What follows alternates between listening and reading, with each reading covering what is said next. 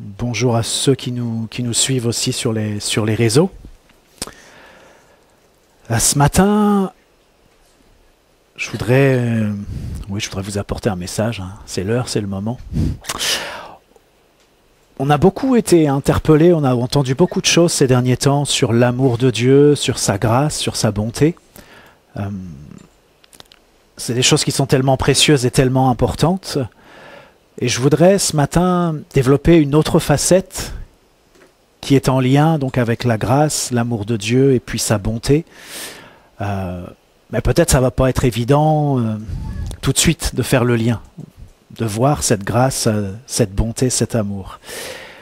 Alors j'ai conscience que je vais prêcher beaucoup pour moi, mais en prêchant beaucoup pour moi, je prêche aussi beaucoup pour vous, parce que vous êtes comme moi des êtres humains et je suis comme vous un être humain. Et on est des créatures merveilleuses de Dieu. Alors voilà, je voudrais qu'on puisse regarder ensemble ce que nous dit la parole. Et on va commencer par un premier texte qui se trouve dans Jérémie 17. On va lire les versets 5 à 11. Jérémie 17, versets 5 à 11. Ainsi parle l'Éternel, maudit soit l'homme qui se confie dans l'homme, qui prend la chair pour son appui et qui détourne son cœur de l'Éternel.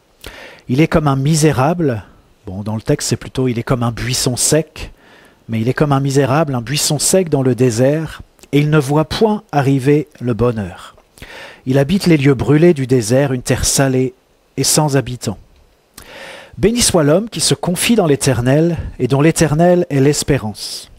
Il est comme un arbre planté près des eaux, et qui étend ses racines vers le courant. Il n'aperçoit point la chaleur quand elle vient, et son feuillage reste vert. Dans l'année de la sécheresse, il n'a point de crainte, et il ne cesse de porter du fruit. Le cœur est tortueux par-dessus tout, et il est méchant. Qui peut le connaître? Moi, l'Éternel, j'éprouve le cœur. Je sonde les reins, pour rendre à chacun selon ses voies, selon le fruit de ses œuvres. Comme une perdrix qui couve des œufs qu'elle n'a point pondus, tel est celui qui acquiert des richesses injustement. Au milieu de ses jours, il doit les quitter, et à la fin, il n'est qu'un insensé. Une des choses importantes que nous dit ce texte, c'est que le cœur, notre cœur, est tortueux. Alors, j'ai sélectionné quelques photos pour le début du message, quelques images. Je vais demander à la technique de mettre la première. Le cœur est tortueux. Il y a des synonymes, le cœur est trompeur, le cœur est insidieux, le cœur est sournois. Et il nous a dit que le cœur est tortueux par-dessus tout, plus que toute autre chose. Alors voyez, je vous ai mis ça, c'est un saule tortueux. Je ne sais pas si vous avez ça dans votre jardin. À dire vrai, je n'ai pas fait de recherche pour savoir où ça poussait. Mais voyez, voilà vraiment quelque chose de tortueux. Mon cœur, votre cœur, il est pire que ça. Il est encore plus tortueux que tout ce qui existe, qui est déjà tortueux. Notre cœur est tortueux par-dessus tout. Et puis il nous est dit aussi qu'il est méchant. À dire vrai, ce serait plus juste de traduire par incurable, malade, ou alors qu'il est dans un état désespéré. Voilà comment est notre cœur. Alors peut-être pour que ça puisse être clair pour chacun de nous, je vous cite deux versions différentes. La version Chouraki nous dit « Le cœur ruse plus que tout ». Il est pernicieux. Et puis en français courant, rien n'est plus trompeur que le cœur humain. On ne peut pas le guérir. Ton cœur, mon cœur, est tortueux plus que tout. Il est incurable. Je propose de le dire à votre voisin.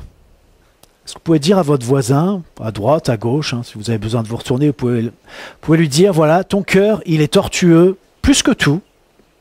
Il est incurable.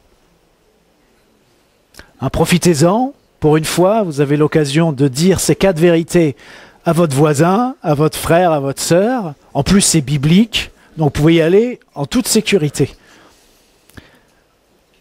Et puis peut-être qu'on pourrait s'arrêter là.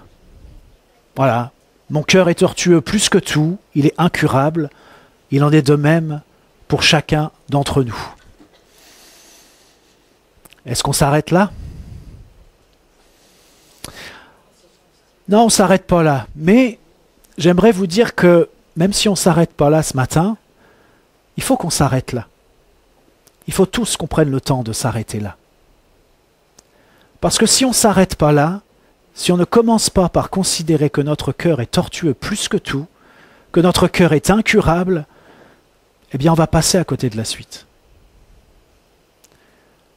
On ne va pas vivre ce que Dieu a pour nous, parce que si on n'a pas vécu ce verdict dans nos vies, que notre cœur est tortueux plus que tout et qu'il est incurable, eh bien la grâce de Dieu dont on a parlé, la bonté de Dieu dont on a parlé, l'amour de Dieu, qui sont des choses assurément véritables, eh bien on va passer à côté. Et même si on poursuit le message, je vous invite, chez vous, à la maison, tranquillement, dans la présence de Dieu, à prendre du temps pour vous arrêter là. Voir ce que Dieu fait, qu'est-ce qu'il vous dit, qu'est-ce qu'il vous montre. Peut-être il se passera quelque chose, peut-être il ne se passera rien, mais laissez la possibilité à Dieu de toucher votre cœur et de vous montrer ce qu'il a envie de vous montrer. Alors, puisque vous voulez continuer, on continue. On va continuer avec Marc 7. Enfin non, je dis ça, mais c'est moi qui veux continuer. Est-ce que vous voulez continuer? Oui. Alors on continue. Marc 7, versets 21 à 23. Car c'est du dedans, c'est du cœur des hommes, que sortent les mauvaises pensées, les adultères, les impudicités, les meurtres, les vols, les cupidités, les méchancetés, la fraude, le dérèglement, le regard envieux, la calomnie, l'orgueil, la folie.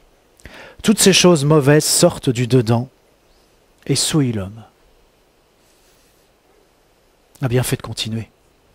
Toutes ces choses-là, toute cette liste, et sans doute il y aurait d'autres éléments qu'on pourrait ajouter, eh bien, ça vient du dedans, ça vient de notre cœur, et c'est ça qui nous souille les uns et les autres.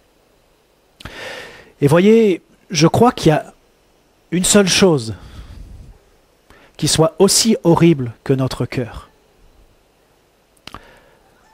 Et je crois que c'est l'horreur de ce que Jésus a dû subir à la croix, mais tout le parcours qu'il a accompli avant d'aller jusqu'à la croix. On pourrait le dire comme ça, Ésaïe 53 montre ça aussi. C'est d'une certaine manière une boucherie, c'est une torture, c'est quelque chose de terrible, d'horrible, qu'on ne peut même pas considérer, on ne peut pas imaginer ce que Jésus a dû souffrir et endurer. Eh bien, si on veut trouver une correspondance avec l'horreur de notre cœur, eh bien, je crois qu'il faut qu'on regarde dans cette direction-là. Il y a une correspondance entre l'horreur de notre cœur et l'horreur de ce que Jésus a dû subir. Alors, on continue. Ce passage de Jérémie 17 nous parle de deux sortes d'hommes. On pourrait dire de deux sortes de femmes aussi. Il y a celui qui se confie dans l'homme et il y a celui qui se confie dans l'Éternel. Quel genre d'homme es-tu? Quel genre de femme es-tu? Quel genre d'homme je suis? Est-ce qu'on fait partie de ceux qui sont maudits ou est-ce qu'on fait partie de ceux qui sont bénis? Alors on regarde un peu plus. L'homme qui se confie dans l'homme, c'est-à-dire celui qui prend la chair pour son appui, qui s'appuie sur des moyens humains, qui en fait la source de sa force, qui s'appuie sur lui-même, peut-être sur d'autres hommes, mais surtout sur lui-même, eh bien celui-là, il est maudit. Il nous a dit, il est comme un misérable, un buisson sec dans le désert.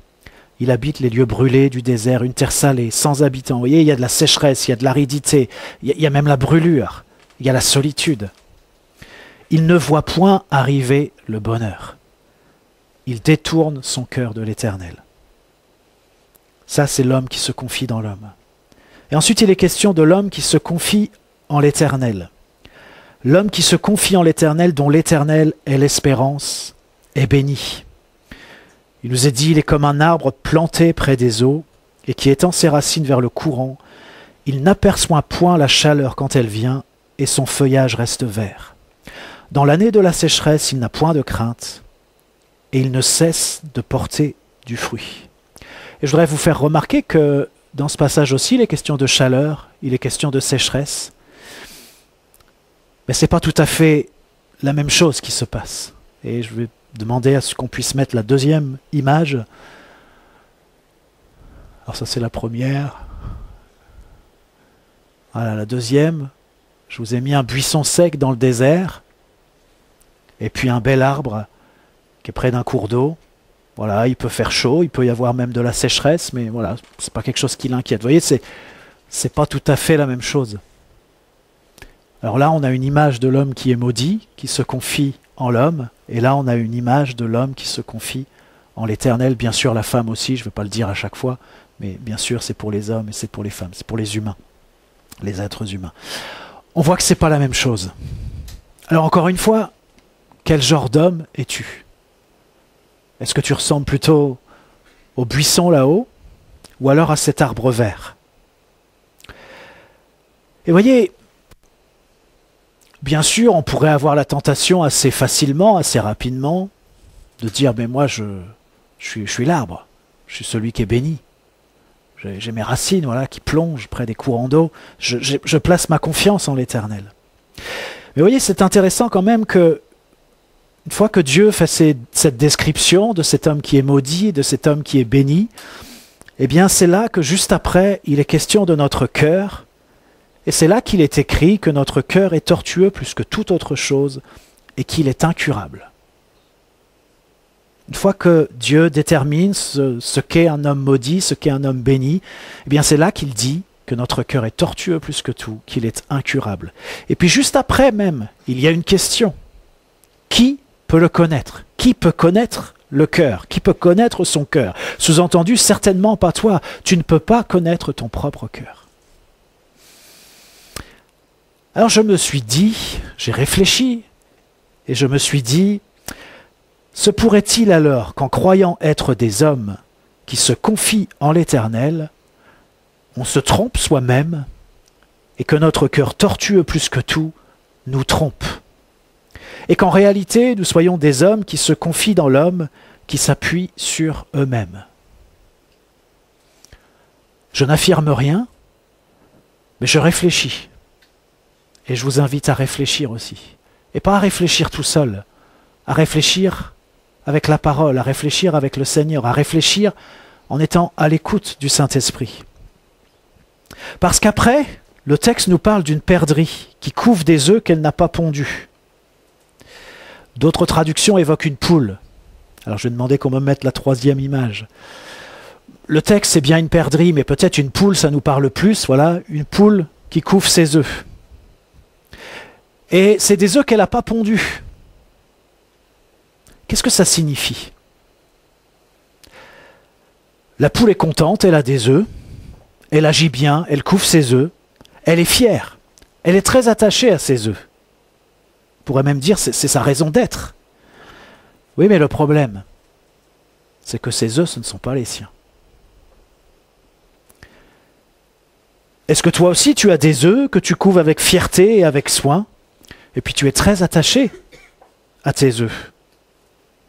Peut-être que toi aussi, le problème, c'est que ce n'est pas les tiens. Tu dépenses beaucoup d'énergie, beaucoup d'attention pour prendre soin de ces œufs, pour les couver, mais ce n'est pas toi qui les as pondus. Alors je sais bien que vous n'êtes pas des poules ni des perdrix, c'est une image, mais essayons de comprendre ce qu'il y a dans cette image. Ce n'est pas toi qui as pondu ces œufs, ils ne viennent pas de toi, ils n'ont rien à voir avec toi. Vous imaginez cette poule, elle couve ses œufs, voilà, elle donne toute son attention, peut-être on pourrait peut-être dire aussi tout son amour, je sais pas à quoi ressemble l'amour des poules, voilà, si vous savez des choses à ce sujet, vous me direz. Mais le problème, c'est que ce n'est pas les siens, ce n'est pas ses œufs. Encore une fois, c'est une image. Alors qu'est-ce qui va se passer? Eh bien, ce que nous dit le texte qu'on vient de lire, c'est que au milieu de ta vie, ou à un moment dans le déroulé de ta vie, tu vas perdre ce dont tu as pris tant de soin. Tu vas perdre ce dont tu as pris tant de soin. Ce qui avait tellement d'importance pour toi va t'échapper et tu vas te retrouver seul, interdit, dans une incompréhension profonde. On pourrait parler de crise existentielle. Quelles sont les richesses de ma vie ? Quelles sont les richesses de ta vie? Quelles sont les richesses de notre vie? C'est quoi les œufs que nous couvons? Est-ce qu'ils sont bien à nous? Est-ce que les œufs que tu couves, c'est bien les tiens? Ou alors est-ce que ce sont des biens qui peuvent nous être ôtés? Dans le psaume 73, au verset 28, il est dit « Pour moi, m'approcher de Dieu, c'est mon bien. Je place mon refuge, je place ma confiance dans le Seigneur, afin de raconter toutes tes œuvres. Se pourrait-il alors qu'on se soit trompé d'œuf ou d'œuf et qu'on ne couvre pas les bons? Quel genre d'homme es-tu? Quel genre de femme es-tu? Peut-être que tu as déjà tout perdu. Peut-être que certains parmi nous sont passés par des moments où ils ont tout perdu. Ils ont perdu ces œufs, mais c'était des œufs qui n'étaient pas eux. Ou alors peut-être que tu vas tout perdre. Mais peut-être que tu vas enfin pouvoir commencer à couver les bons œufs. Peut-être que je vais enfin pouvoir commencer à couver les bons œufs. Pour moi, m'approcher de Dieu, c'est mon bien. Ce texte aussi nous dit que Dieu, l'Éternel, c'est celui qui éprouve les cœurs et qui sonde les reins. Et pourquoi il fait ça? C'est pour rendre à chacun selon ses voies, selon le fruit de ses œuvres. Ce que ça signifie, c'est que si nous-mêmes, nous ne pouvons pas connaître notre cœur, Dieu est celui qui peut nous le révéler. Mais alors pourquoi ferait-il cela? Pourquoi est-ce que Dieu nous révélerait l'état véritable de notre cœur? Vous voyez, tout à l'heure je vous parlais de cette correspondance entre l'horreur de notre cœur et l'horreur de ce que Jésus a dû vivre, subir. On pourrait se dire, mais pourquoi est-ce que Dieu voudrait nous révéler la noirceur, la laideur de notre cœur? Pourquoi est-ce qu'il ferait cela? Est-ce qu'il n'est pas celui qui nous fait grâce, qui nous aime, qui nous sauve, qui manifeste sa bonté à notre égard? Oui, assurément, il l'est. Et je lis avec vous dans Romains 8, les versets 1 à 4. « Il n'y a donc maintenant aucune condamnation pour ceux qui sont en Jésus-Christ. En effet, la loi de l'Esprit de vie en Jésus-Christ m'a affranchi de la loi du péché et de la mort. Car chose impossible à la loi, parce que la chair la rendait sans force, Dieu a condamné le péché dans la chair, en envoyant à cause du péché son propre Fils dans une chair semblable à celle du péché, et cela afin que la justice de la loi fût accomplie en nous, qui marchons non selon la chair, mais selon l'Esprit. » Ce texte est clair, il n'y a aucune condamnation pour ceux qui sont en Jésus-Christ. Alors la question est, sommes-nous en Jésus-Christ? Parce que c'est vrai, on peut proclamer beaucoup de choses, proclamer beaucoup de versets, et c'est assurément une vérité qu'il n'y a aucune condamnation pour ceux qui sont en Jésus-Christ. Mais peut-être que pour proclamer ça, il faudrait qu'on s'assure qu'on est en Jésus-Christ. Pour le dire autrement, quelle est la loi qui domine dans notre vie? Est-ce que c'est la loi de l'Esprit de vie en Jésus-Christ ou est-ce que c'est la loi du péché et de la mort? Dit encore autrement, marchons-nous selon la chair ou selon l'Esprit? Et on retrouve ici cette distinction, cette différence qu'il y a entre l'homme qui se confie dans l'homme et l'homme qui se confie en l'Éternel, ce que nous avons lu dans Jérémie 17. Ce que je veux vous dire, pour dire les choses clairement, sans vous manquer de respect, parce que je suis comme vous, c'est que nous marchons bien plus souvent que nous ne le pensons selon la chair. Nous couvons bien plus souvent que nous le croyons des œufs que nous n'avons pas pondus, c'est-à-dire que nous vivons trop souvent des vies qui ne nous correspondent pas et que nous nous attachons trop facilement à ce qui pourtant n'est rien pour nous. Et j'ai remarqué une chose. J'ai remarqué une chose dans la marche chrétienne, c'est que Dieu nous révèle souvent par étapes le véritable état de notre cœur. Moi, je pense à plusieurs étapes, plusieurs moments de ma vie où Dieu m'a montré ce qu'était mon cœur. Et quelque part, dans ces différentes étapes, Dieu va un peu plus loin. Et je crois qu'il veut faire ça pour chacun d'entre nous. Aller plus loin pour nous montrer le véritable état de notre cœur, par étapes. Parce que si ça se faisait comme ça d'un coup, ce serait juste insupportable, ce serait impossible, ce serait invivable. Si on pouvait toucher du doigt comme ça, de manière claire, limpide, la bassesse, la petitesse, l'étroitesse de notre cœur, la laideur de notre cœur. Alors pourquoi est-ce que Dieu fait ça? Pourquoi fait-il cela? Pour nous condamner? Pour que nous nous condamnions? Et c'est vrai que quand il y a des moments comme ça, où il y a un projecteur comme ça sur ton cœur, eh bien, la tentation est forte, en effet, de se condamner.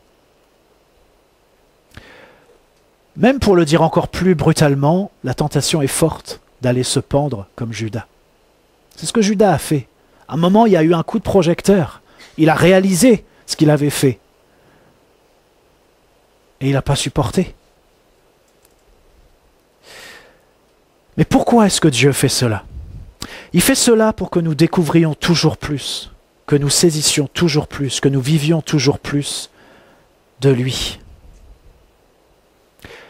Et c'est vrai, parfois c'est peut-être comme un abîme qui s'ouvre devant toi. Pour Judas, c'était peut-être comme un abîme qui s'est ouvert devant lui. Et il a plongé dans cet abîme. Mais Dieu ne nous appelle pas à plonger dans cet abîme. Au contraire, il veut se révéler à nous. Il veut toucher notre cœur en profondeur. Alors oui, il fait cela pour qu'on vive toujours plus de lui, qu'on saisisse toujours plus de ce qu'il est, qu'on découvre toujours plus de ce qu'il est. C'est ça, c'est la relation avec Dieu qui s'approfondit. Notre relation avec lui s'approfondit lorsque Dieu fait ça. Et ce qui se passe, c'est qu'on se confie de moins en moins en l'homme, c'est-à-dire en nous, en nous-mêmes, pour nous confier de plus en plus en lui. Tant qu'on est aveugle sur l'état véritable de notre cœur, eh bien, on s'appuie sur nous.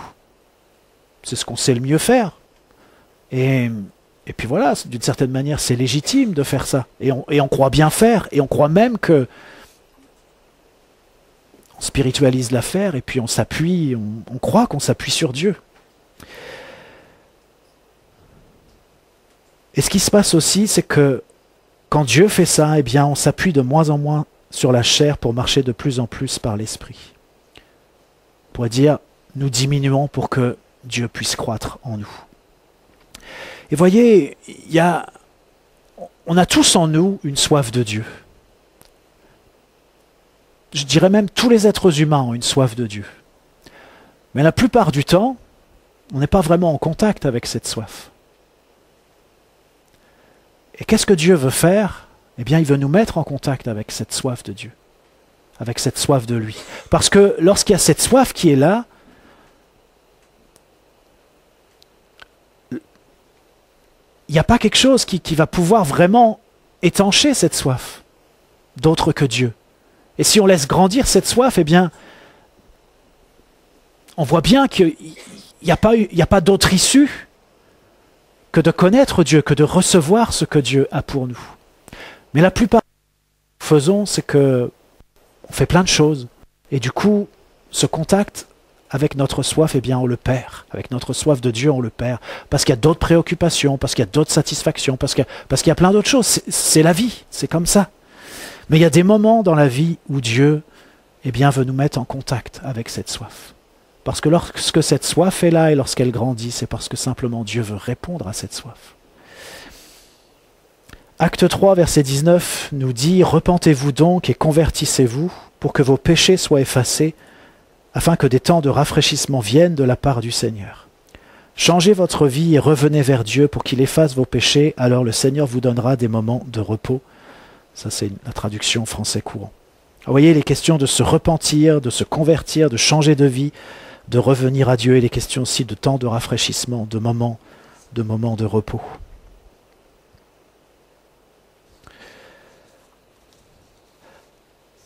Alors, pour être clair, eh bien, on ne peut pas fabriquer nous-mêmes une conviction de péché. Ça ne sert à rien de faire comme si on réalisait que notre cœur est tortueux, mauvais, incurable. Ça ne peut être qu'une œuvre de l'esprit. Ça ne peut être qu'une intervention divine dans notre vie. On ne va pas pouvoir fabriquer ça. Il n'y a rien qu'on puisse faire pour fabriquer ça. Et si ça se passe, eh bien c'est une grâce. Une grâce que Dieu nous fait. Par contre, ce qu'on peut faire, c'est qu'on peut accueillir cette conviction de péché lorsqu'elle vient. On peut soit l'accueillir, soit on peut la rejeter, l'expulser. On peut la laisser agir en profondeur dans notre vie, ou alors on peut la maintenir en surface pour en limiter les effets, parce que c'est trop douloureux, trop humiliant, trop horrible, trop insoutenable. Et pourtant, Dieu veut faire quelque chose dans nos vies. Et vous savez, je crois que bien souvent, On est un peu dans une forme de confusion, c'est-à-dire que Dieu veut toucher notre cœur, il veut nous montrer quel est l'état de notre cœur. Et nous, on a tendance à penser que c'est plutôt une attaque de l'adversaire. Voyez, on se dit, oh là là, mon identité en Christ est attaquée. Il faut que je lutte. C'est quoi ces pensées? C'est quoi ces mauvaises choses qui sont là, qui remontent? C'est vrai que l'adversaire est celui qui nous accuse, il est celui qui nous condamne, il est celui qui est toujours prêt à mettre en nous des paroles qui vont nous détruire. Mais il y a une différence, vous savez, quand c'est Dieu qui fait ça, eh bien, en même temps que on peut être touché en profondeur dans notre cœur et voir dans nos cœurs ce qu'on n'y voyait pas avant, eh bien, en même temps, on sent l'amour de Dieu. Et on sent qu'il y a de l'espoir. C'est bizarre, mais c'est comme ça. Et vous voyez, je crois que parfois, et je dis ça parce que je l'ai fait, et puis j'exclus pas de le faire encore, mais je crois que parfois on commence à proclamer des choses, à proclamer des versets bibliques, peut-être à proclamer des chants de louange, à affirmer des choses qui sont vraies, c'est la parole de Dieu. Et c'est une manière pour nous quelque part d'essayer de lutter contre ce qui nous assaille et qu'on estime être mauvais venir de l'adversaire. Et bien sûr, parfois c'est le cas. Mais se pourrait-il aussi que Dieu essaie de toucher notre cœur et de nous interpeller, de nous montrer quelque chose, et nous, au lieu d'accueillir cette conviction de péché que Dieu veut nous donner, eh bien, on va la rejeter. On va faire en sorte de faire des choses, de proclamer des choses, d'agir d'une manière qui va nous permettre de tenir à l'écart l'action que Dieu est en train de faire dans nos vies, l'action de l'Esprit, l'intervention divine dans notre vie. Et on le fait tous.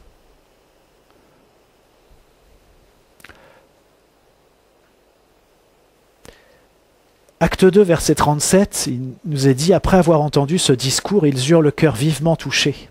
Et ils dirent à Pierre et aux autres apôtres, « Hommes frères, que ferons-nous » Vous voyez, Pierre vient de faire un discours, il vient d'expliquer le message de l'Évangile aux hommes qui sont là, qui l'écoutent.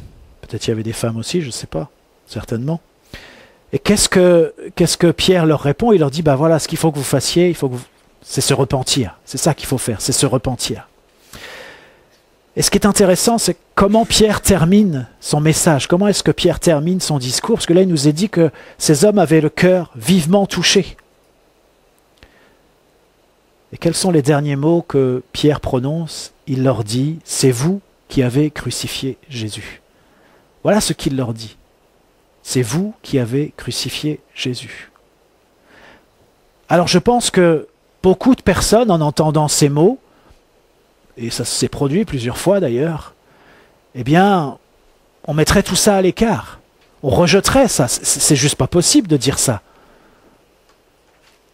Mais c'est pas ce que ces hommes ont fait. Ils avaient le cœur vivement touché, et au lieu de dire non, pas possible, peut-être même de proclamer la parole, nous le peuple élu, on pourrait dire tout un tas de choses, eh bien non, ils ont accueilli ce que Pierre leur communiquait de la part de Dieu. Parce que leur cœur était touché. Qu'est-ce qu'on fait quand notre cœur est touché? C'est vrai, si on ne réalise pas que c'est Dieu qui est en train de toucher notre cœur, on peut avoir cette tentation, oui, de refuser, de rejeter ces choses. Mais lorsqu'on réalise que c'est Dieu qui parle, que c'est Dieu qui agit, qu'est-ce qu'on fait? On accueille ou on rejette? Là, leur cœur a été touché, mais ils ne se sont pas offensés. Bien souvent, on s'offense. Mais là, ils ont accueilli la conviction de péché et demandé à Pierre ce qu'il devait faire. Et Pierre leur a dit, se repentir. Alors que dois-je faire? Me repentir. Que devons-nous faire? Nous repentir. Nous aussi, nous avons crucifié Jésus. Moi aussi. Et je l'ai écrit comme ça, il fallait bien que je sauve ma peau. Il fallait bien que tu sauves ta peau. Je sais bien que c'est Jésus qui a donné sa vie. Il l'a donnée librement. Mais il faut qu'on puisse comprendre que c'était nécessaire. À cause de nous, à cause de notre péché, il n'y avait pas d'autre possibilité. Alors d'une certaine manière, ce n'est pas abusif de dire que c'est nous qui avons crucifié Jésus. Si on n'était pas là, il n'y aurait pas besoin que Jésus meure sur la croix. Si on n'était pas pécheur, il n'y aurait pas besoin que Jésus soit sacrifié et prenne notre place. Lorsque le projecteur divin est sur notre cœur et que nous en percevons la noirceur, la laideur, la corruption, l'abjection, alors la condamnation est sur nous et nous nous condamnons. Notre cœur nous condamne. Et je vous ai dit tout à l'heure, alors la tentation est forte de rester dans cette condamnation, de se retirer, d'abandonner. Et la réalité, c'est que beaucoup le font. Mais voici ce que nous dit l'apôtre Jean, et je vous lis dans 1 Jean 3, verset 20. Il est dit, car si notre cœur nous condamne, Dieu est plus grand que notre cœur, et il connaît toutes choses. Je vous le relis, car si notre cœur nous condamne, Dieu est plus grand que notre cœur, et il connaît toutes choses. Et voyez, bien sûr que lorsque Dieu nous montre l'état de notre cœur, alors notre cœur nous condamne. Et je vous ai dit, on ressent quand même cet amour de Dieu, cet espoir qui est là, mais le poids de la condamnation est important. Mais là, il nous est dit que notre Dieu est plus grand. Quel que soit le poids de la condamnation que tu ressens, eh bien, notre Dieu, mon Dieu, ton Dieu, est plus grand.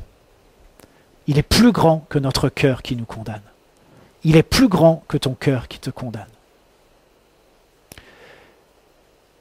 Et voyez, ça veut dire quoi? Ça veut dire que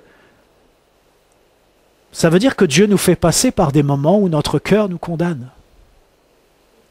Et peut-être nous on refuse, on se dit voilà, je suis chrétien, je me suis repenti, j'ai pris mon baptême, j'ai demandé pardon pour mes péchés, voilà, je suis plus sous la condamnation. On peut développer tout un argumentaire de combat, on peut combattre de bien des manières, et on pourrait combattre de manière biblique, de manière conforme à la parole, une certaine manière de comprendre la parole. Mais la réalité, c'est que Dieu veut toucher notre cœur. Parce qu'alors, on va pouvoir prendre la mesure que Dieu est plus grand que notre cœur qui nous condamne. Alors, on va pouvoir réaliser que oui, Jésus nous sauve, Jésus nous pardonne, Jésus nous secourt. Mais on va le réaliser d'une manière toujours plus profonde, si je puis dire. Mais si on veut échapper toujours au fait que Dieu éclaire la réalité de notre cœur, eh bien on passe à côté de la grandeur de Dieu. On connaît un Dieu qui est petit, un Dieu qui pardonne certes, mais petitement, un Dieu qui sauve, oui, mais de choses assez superficielles. Alors que Dieu veut nous faire connaître la profondeur de son amour, la grandeur du salut qu'il nous a acquis.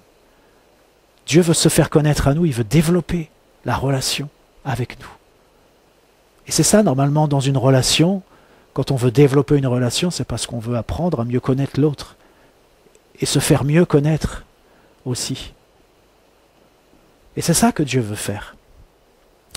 Et ça va loin, parce que la parole nous enseigne qu'il veut même nous donner un cœur nouveau, parce qu'il y a de l'espoir en Dieu. Ézéchiel 36, versets 25 à 27 nous dit « Je répandrai sur vous une eau pure, et vous serez purifiés. Je vous purifierai de toutes vos souillures et de toutes vos idoles. Je vous donnerai un cœur nouveau, et je mettrai en vous un esprit nouveau. J'ôterai de votre corps le cœur de pierre, et je vous donnerai un cœur de chair. Je mettrai mon esprit en vous, et je ferai en sorte que vous suiviez mes ordonnances, et que vous observiez et pratiquiez mes lois. » Et vous voyez, ça va loin, parce que Dieu nous dit qu'il veut nous donner un cœur nouveau. Mais peut-être, je voudrais vous dire que c'est bien un cœur nouveau qu'il nous donne. Et vous voyez, il est dit « J'ôterai de votre corps le cœur de pierre ». Peut-être on peut voir le chirurgien, c'est comme s'il y avait une espèce de transplantation cardiaque, si on se fixe sur l'organe cœur, mais bien sûr, ce n'est pas de l'organe cœur qu'on parle, c'est de l'homme intérieur. Le cœur, ça représente l'être humain dans ses profondeurs, dans son intériorité. Et vous voyez, on voit que c'est comme s'il y avait une opération. Dieu ôte le cœur de chair, le cœur de pierre, pardon. Et il nous donne un cœur de chair. Alors, comprenez pas mal, un cœur de chair, c'est-à-dire un cœur qui vit, qui est rempli de la vie. C'est pas pour vivre d'une manière charnelle, c'est l'inverse. Alors, des fois, c'est un peu... Mais voilà ce que Dieu fait. Et j'aimerais qu'on puisse réaliser peut-être quelque chose, c'est que, je vais le dire comme ça, même Dieu n'a pas le pouvoir de changer, d'améliorer notre cœur. Mais par contre, il nous donne un cœur nouveau. Et parfois, nous, on comprend les choses comme si, voilà, avec Dieu qui agit dans notre vie, on va pouvoir s'améliorer, ça va pouvoir aller mieux, on va pouvoir être meilleur. Mais non. J'ai envie de dire, on peut qu'être pire. On peut toujours réaliser qu'on est pire. Mais ce que Dieu veut, c'est nous donner un nouveau cœur. Et ce n'est pas seulement ce qu'il veut, c'est ce qu'il fait. Mais il faut qu'on apprenne à vivre avec ce nouveau cœur. Et comment on apprend à vivre avec ce nouveau cœur? Eh bien, je crois, parce que moi aussi j'ai besoin de beaucoup apprendre, mais je crois que c'est en réalisant que l'autre cœur, il ne va pas du tout, il ne fonctionne pas du tout comme il faut, que ça, on ne peut pas s'en servir. Et on ne pourra jamais s'en servir. Mais le cœur nouveau que Dieu nous donne, là oui. Alors il y a de l'espoir pour moi, et il y a de l'espoir pour toi. Et je voudrais juste terminer en lisant une bonne partie du psaume 139. Éternel, tu me sondes et tu me connais. Tu sais quand je m'assieds et quand je me lève. Tu pénètres de loin ma pensée. Tu sais quand je marche et quand je me couche, et tu pénètres toutes mes voies. Car la parole n'est pas sur ma langue que déjà, ô Éternel, tu la connais entièrement. Tu m'entoures par derrière et par devant, et tu mets ta main sur moi. Une science aussi merveilleuse est au-dessus de ma portée. Elle est trop élevée pour que je puisse la saisir. Où irai-je loin de ton esprit, et où fuirai-je loin de ta face? Si je monte aux cieux, tu y es. Si je me couche au séjour des morts, t'y voilà. Si je prends les ailes de l'aurore et que j'aille habiter à l'extrémité de la mer, là aussi ta main me conduira, et ta droite me saisira. Si je dis, au moins les ténèbres me couvriront, la nuit devient lumière autour de moi, même les ténèbres ne sont pas obscures pour toi, la nuit brille comme le jour, et les ténèbres comme la lumière.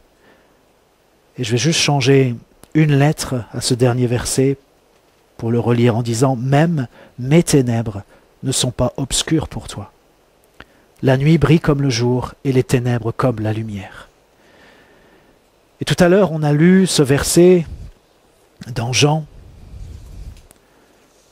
Je vais le retrouver. « Car si notre cœur nous condamne, Dieu est plus grand que notre cœur et il connaît toutes choses. » Et il connaît toutes choses. Et c'est important ces petits mots. Parce qu'on pourrait se dire, bah oui, mais si seulement Dieu savait vraiment, s'il connaissait vraiment, comment... Mais si, bien sûr que Dieu sait, il connaît toutes choses. Et puis le psaume 139 nous montre à quel point Dieu nous connaît, à quel point Dieu connaît notre cœur, à quel point il connaît toutes les pensées qui nous traversent. Il sait tout de nous. Et puis ce psaume qui est magnifique aussi nous montre à quel point on ne peut pas aller se cacher, on ne peut pas aller je ne sais où pour essayer d'échapper à Dieu. D'échapper à l'amour de Dieu, d'échapper à ce que Dieu veut faire dans notre vie. Alors on peut essayer de s'échapper, bien sûr. Je le fais, vous le faites, on le fait. Mais il y a un moment, il faut s'arrêter et laisser Dieu nous attraper, si je peux dire ça comme ça. Je voudrais, pour terminer, qu'on puisse chanter un vieux chant. Alors pour certains, ça sera un cantique nouveau. Arnaud nous a parlé de cantique nouveau dans l'introduction, mais il est tellement vieux que pour certains d'entre vous, ce sera un nouveau. Et c'est une partie du psaume 143. Je vous encourage à aller voir le psaume 143. On va simplement chanter une partie qui dit « Fais-moi dès le matin entendre ta bonté, car je me confie en toi. » Et je voudrais simplement nous faire entendre ce matin, au travers de ce message, l'appel de Dieu qui nous invite à nous confier en lui et qui nous invite peut-être à reconsidérer, si on croit trop facilement que, oui, on est dans cette confiance en l'Éternel, eh bien peut-être que Dieu veut nous montrer autre chose. Et s'il nous montre autre chose, c'est parce qu'il veut nous emmener plus loin et toucher notre cœur et transformer notre vie pour qu'on lui ressemble toujours plus. Et qu'on soit dans une confiance qui est véritable, qui est réelle. Qu'on ne prenne pas l'appui de la chair pour la confiance en Dieu, qu'on fasse vraiment la différence entre les deux. qu'on apprenne à faire la différence entre les deux. Que c'est vrai, notre prière, ça peut être que Dieu nous apprenne à faire la différence entre les deux. C'est aussi cette séparation dont il est question dans l'Épître aux Hébreux entre l'âme et l'esprit. Et on va simplement chanter. Fais-moi dès le matin entendre ta bonté.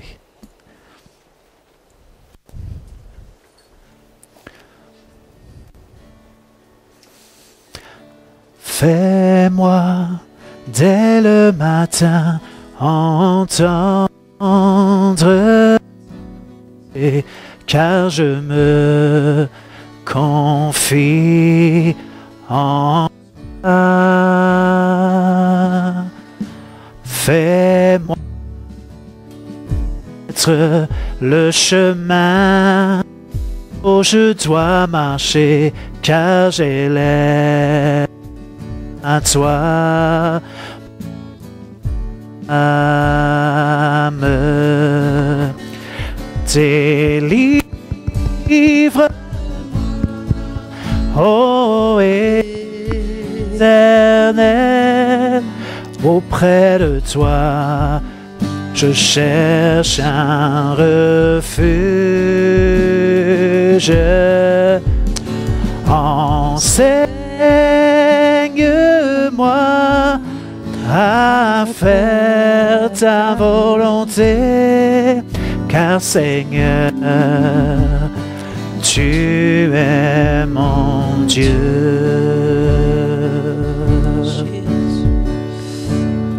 Fais-moi dès le matin entendre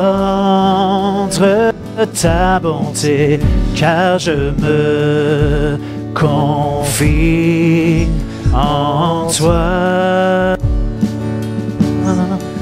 Fais-moi connaître le chemin où je dois marcher, car j'élève à toi mon âme.